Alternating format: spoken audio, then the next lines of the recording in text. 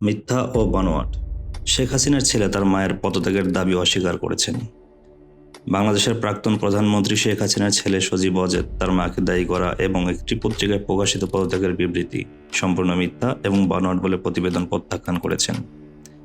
সম্প্রতি একটি পত্রিকায় প্রকাশিত আমার মায়ের পদত্যাগের বিবৃতি সম্পূর্ণ মিথ্যা এবং বানোয়াট। আমি কেবল তার সাথে নিশ্চিত হয়েছি যে তিনি ঢাকা ছাড়ার আগে বা পরে কোনো বিবৃতি দেননি। ইন্ডিয়া টুডে জানিয়েছেন, কথিত পদত্যাগের বিবৃতি অনুসারে হাসিনা দাবি করেছেন যে তিনি যদি আমেরিকাকে সেন্ট মার্টিন এবং বঙ্গোপসাগর দিতেন তাহলে তিনি আজ ক্ষমতায় থাকতে পারতেন। তিনি বলেছেন, আমি ক্ষমতায় থাকতে পারতাম যদি আমি সেন্ট মার্টিন এবং বঙ্গোপসাগর ছেড়ে আমেরিকায় চলে যেতাম। কথিত চিঠিতে হাসিনা দাবি করেছেন যে তিনি আরও প্রাণহানি এড়াতে দেশ ছেড়ে পালিয়েছেন। হয়তো আজ যদি আমি দেশে থাকতাম তাহলে আরও প্রাণ হারাতো, আরও সম্পদ নষ্ট হতো। আমি নিজেকে সরিয়ে দিয়েছি। আমি তোমার জয় নিয়ে এসেছি, তুমিই আমার শক্তি।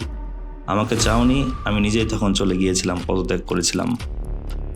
গত সপ্তাহে হাসিনা বাংলাদেশের প্রধানমন্ত্রী পদ থেকে পদত্যাগ করেন এবং একটি বিতর্কিত চাকরি কোটা ব্যবস্থা নিয়ে তার সরকারের বিরুদ্ধে ব্যাপক ছাত্র নেতৃত্বাধীন বিক্ষোভের প্রতিক্রিয়ায় ভারত পালিয়ে যান।